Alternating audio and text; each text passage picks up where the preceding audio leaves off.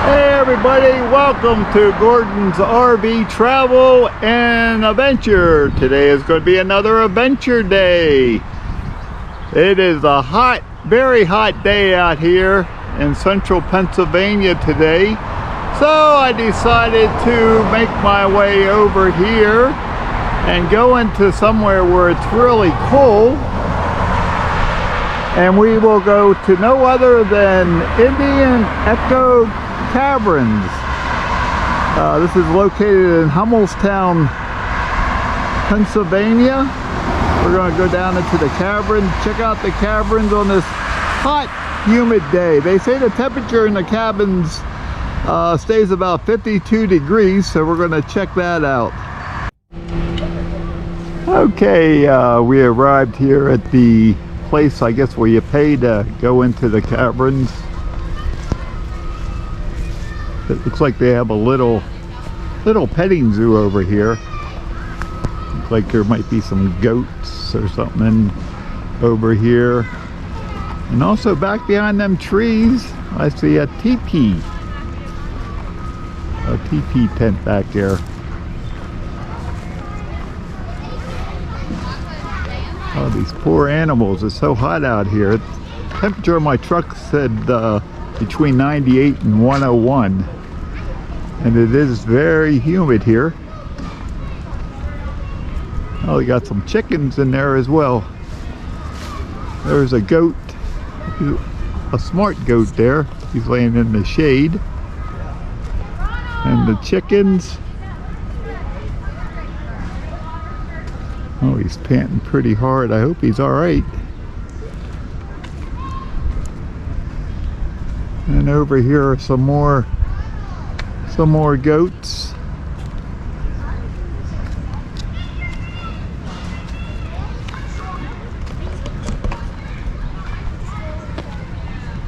I say it is a hot day out here. Oh, and it looks like they have some feral kittens back here as well, underneath that bridge there. And it looks like they have some turkey. There's a turkey back there. Oh, it is really hot out here for these poor animals. There's a black one here, black goat.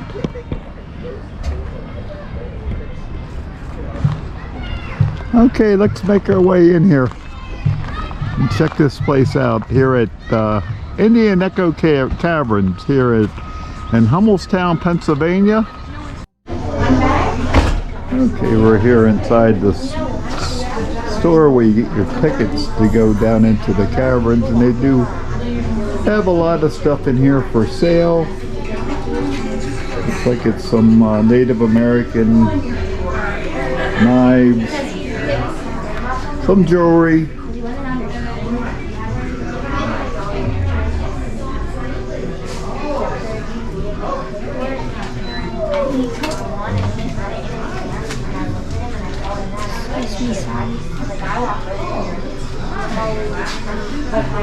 Looks like some empty space back here.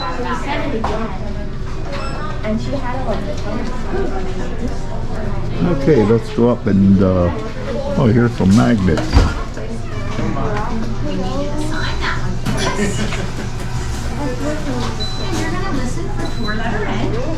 A lot of magnets here. And these look like there's some keychains from Indian Echo Caverns in Pennsylvania. Looks like some bats here. Looks like a bat hat here. Here's a bat flying.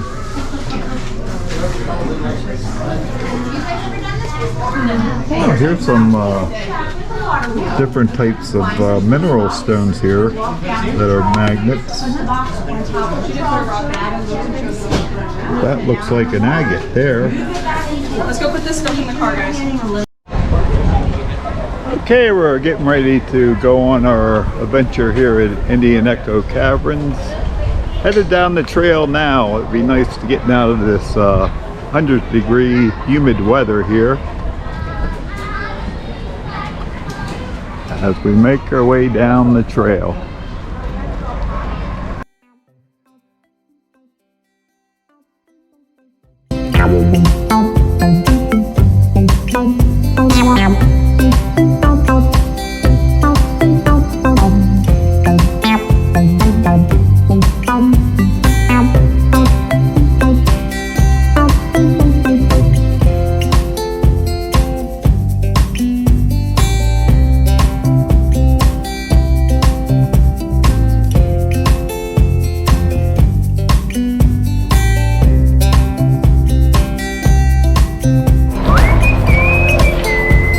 Okay, making our way inside now.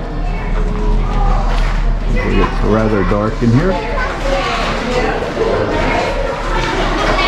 It is cool. I can feel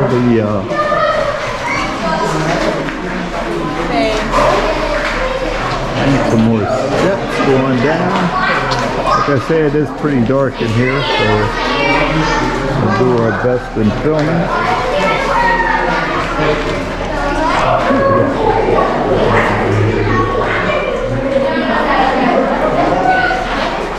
And it is nice and cool in here.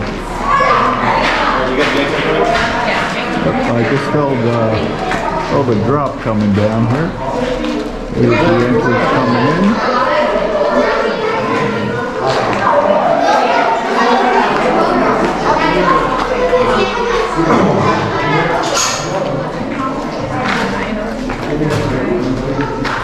Certain area.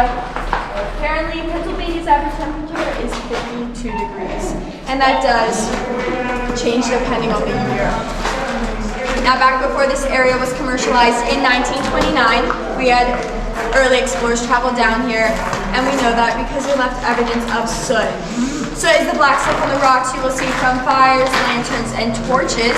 You can see lots of soot right over here. Most of the soot you will see is closer to the entrance of the cavern. The light sources they used back then did not show much, and they couldn't see where they were going. And of course, before they left the caverns, they had to leave their mark, and we see graffiti everywhere. Most of the graffiti in the caverns are engravings, but we do have some painted ones. Like right up here, we have E. Smith. This was up there in the 1840s. We have more graffiti way back here. That one says J. Rods from Lebanon and In Lebanon by Roush's Pretzels. Hilarious. Now, that was a form of advertisement placed up there over 115 years ago. Roush's Pretzels were forced to shut down 2 years later after painting that up there. And any sort of graffiti you will see in the caverns is over 100 years old. Now in 1929, we had the lights placed in here. And we had a combination of a light source, water dripping down, and plant spores, which travel on articles of clothing as people are walking in and out, which result in plant light. So right over here, we have algae. We will also be able to see moss and even grass. Now I am pointing this out to you because it is not natural to the caverns. And the only plant life you will see is once it's bouncing off of that light source. Now speaking about the Peacocks, this is about the end of the natural light. And as far as the Peacocks would go, they had superstitions that if they continued on in a cave or a cavern, they would never come back.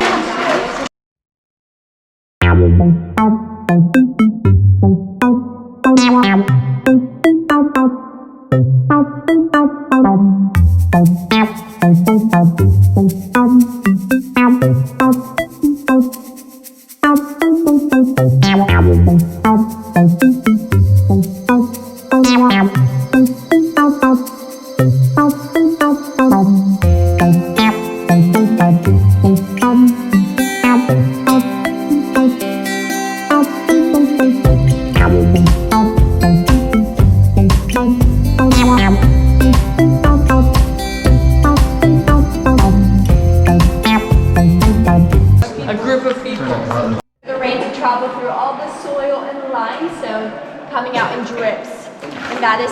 rock formations are made. As it travels through the limestone, it will start to collect minerals. Now our first rock formation is a stalactite. That's whenever all the minerals and water come to a drip and stay there. They grow from the top down looking like icicles. We have lots of smaller ones right up here. Now this is our slowest growing rock formation, taking about 100 to 150 years to grow that cubic inch. Now right up here is our largest stalactite. We do have a special name for it, so you guys have an idea on what it looks like. You're a corn. Corn. Correct. We call this our ear of corn. Our common ideas are also pickle, cucumber, cactus, and churro.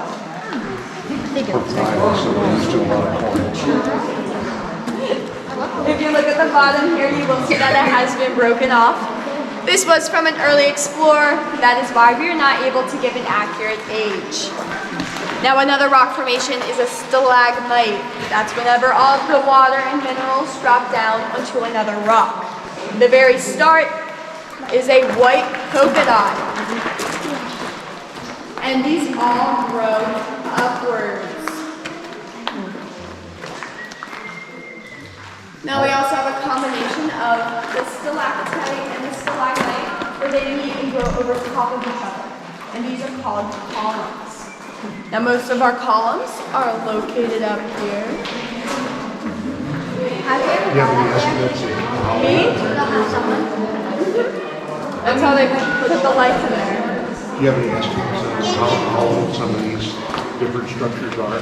These ones, no idea, but we do have an idea for this one. It is estimated to be around 3 million years old. So, you have a question?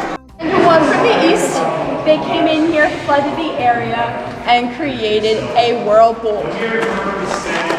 Oh, that's cool. And as it was flowing out, it created the way we just came. And right up here is the second original entrance to the caverns. Looks familiar. There was a landslide and we did end up having to close it off. There would always be a few animals that would come in here and not be able to make their way back up. Sad. 3 landmarks I pointed out to you. It is either the parking lot, the petting store, or that house. Which one do you think we are under? House. Parking lot. Do you agree? Petting zoo. We are under that house. Right behind this wall is our sump pump. And this is what we use to pump out water when we have floods. With the sump pump, it usually takes a few hours to a day for the water levels to go down. And of course, without it, it takes much longer. Like back in 1972, we had Hurricane Agnes, which led to water levels reaching way up here.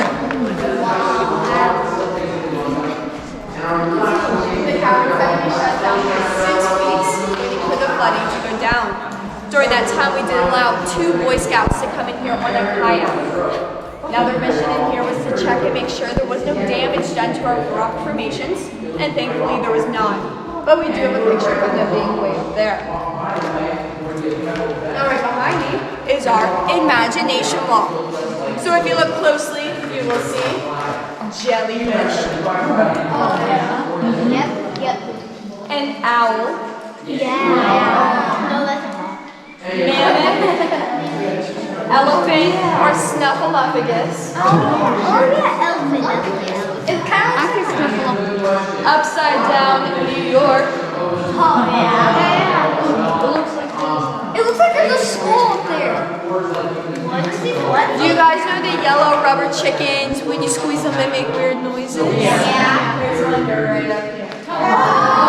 Wait, I did not see that.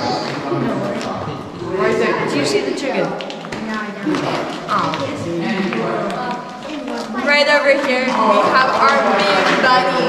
You can see nose, ears, face. Oh, yes, it's the ears right there. It's sitting down. Do I have any questions? Did you find any of these? Any of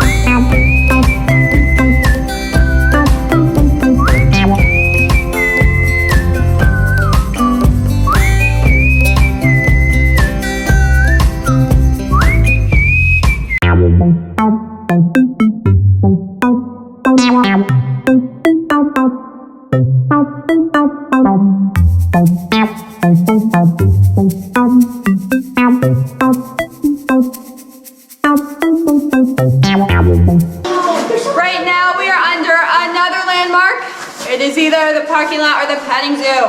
Which one? Petting zoo. Parking lot. It's the petting zoo.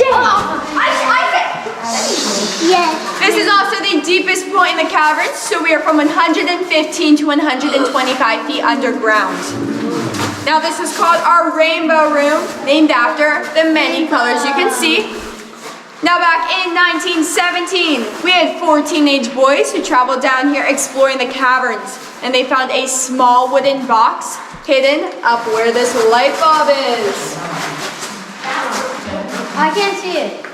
Oh my god. The box is in there right now. Yeah, now. Inside the box they find 17 coins from around the world. The oldest one dated back to 1288 from Morocco, and the latest one from Turkey from 1915. Also inside the box they find a few gemstones, a vial of mercury, and a scroll telling them how to make their own diamonds. They spent a few years trying to find the rightful owners and did donate the box back to us in 1948. We titled it the Mystery Box, and it is up in the gift shop if you guys would like to check it out. Yeah. Now before this area was commercialized, these teenage boys had to deal with about 3 to 4 feet of flowstone under them, which is very rocky and hard to get around. So rather than going through the entrance we just came through, they took a bridge, which comes out way up here. I can't see it. And they just use a rope to reach into this area. Oh wait. How?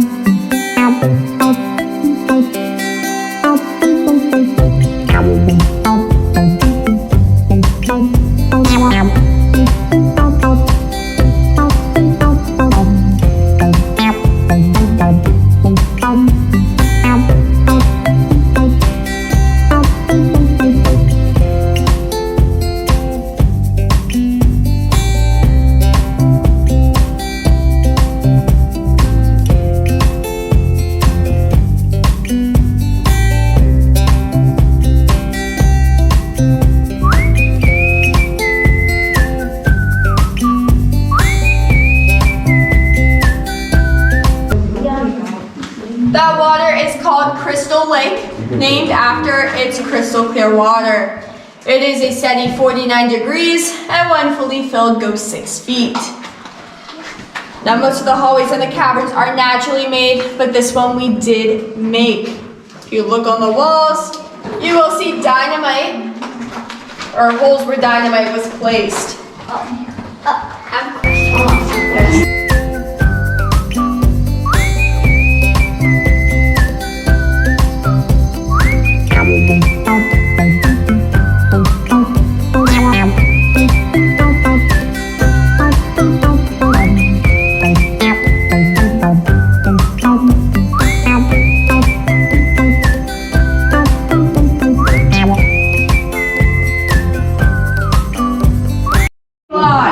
And this is called our wedding chapel, named after the fact that people get married down here. What? We also see a few rock formations that look like something you would find in a wedding. Like right up here we have a layer cake. Oh, wait. I get that. And way over here are the pipe organs. Oh, that's cool. Wait, is there any more dynamite in here? In here? Yeah. I have a question. Do people actually get married in here? Yes. Oh, What?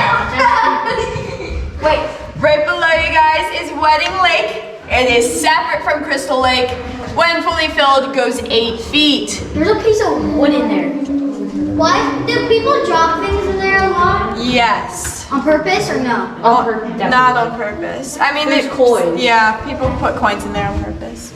Now if you guys will crouch down, you will see a hole about the size of a watermelon. And this travels back 75 feet. Now this is where 100 to 150 small black and brown bats would come to hibernate. There was a white nose disease that did wipe out a huge population of the bats about 3 years ago, including this one, and we have seen very few since. Now we used to have 2 species back there, one about the size of your fist and one about the size of your thumb.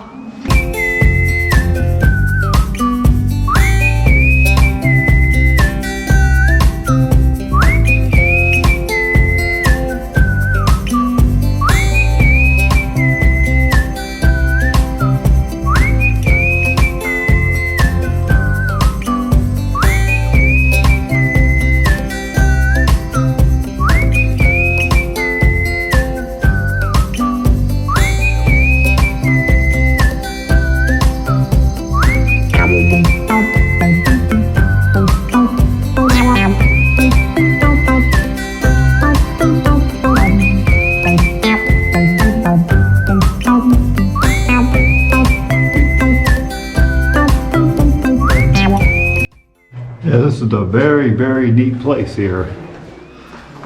I've been living in this area for all my life but never came here. It's the first time I ever came here.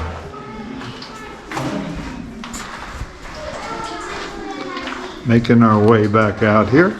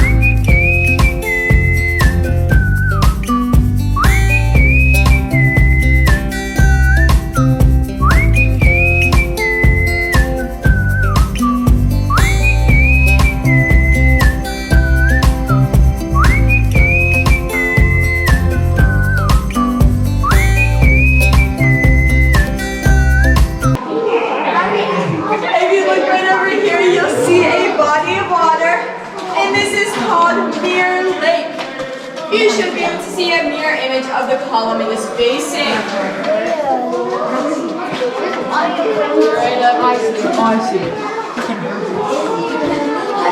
Now on the column right in front, we have some graffiti. We do assume it is from a family since they all have the same last initial. And right over here we have a dog. I get that. It really is. It's a dog breed, but it have that kind of curl. I always think it looks like a Yorkie. And now since we have the original steps from 1929, we also have the original railing. So if you look over, you should see big bumps with a yellowish tint to it. Those are rock formations going from the drips above. As you guys are allowed to touch them. You guys already did. Whenever you guys are ready, you can head on down to this room right here.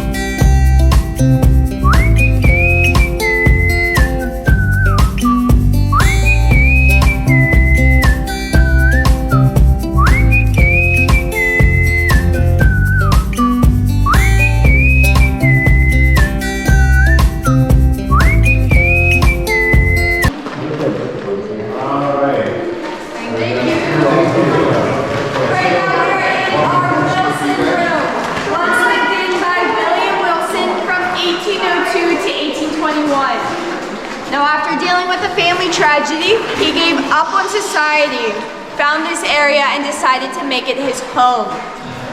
Up here on this ledge is where he slept. To climb up and down, he tied a rope ladder to this stalagmite, which you can see evidence of, and for 20 minutes every day he would set a fire. He later befriended a local farmer and worked for him in exchange for food and clothing until one day William did not come to work. The farmer checked up on him, and here he passed away in his sleep at the age of 57. Now we know so much about William Wilson because we found his journals hidden right up here. And they are currently in the Pennsylvania History Museum.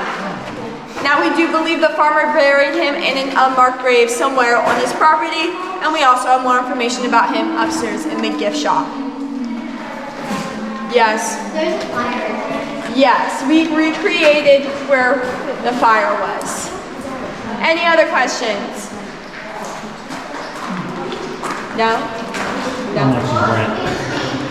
William Wilson.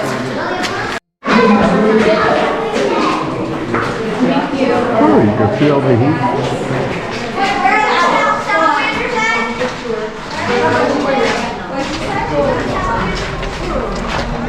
Oh, the heat out here. Oh, Jesus, hot. It's really hot out here. Hey, this is Sweatara Creek right outside the entrance of Indian Echo Caverns here. This floods the caverns when they have flooding here. Back in '72 with Agnes, and back in 2011 with the other flood. The water gets real high and it goes into the caverns and floods the caverns floor. And making our way back out to my vehicle here. And there's a cage here. It looks like they have some peacocks in here.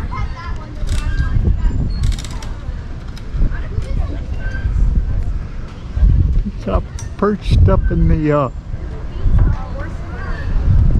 like a 2x4 he's standing on. Oh, it looks like he's really hot. He's breathing really hard. There's another one down here. Let's go over this way and get a picture of them. Oh, they have some other chickens and everything in here as well. Okay, everybody, that's going to do it for this adventure here at Indian Echo Caverns in Hummelstown, Pennsylvania. Till next time, we will see you later. Bye.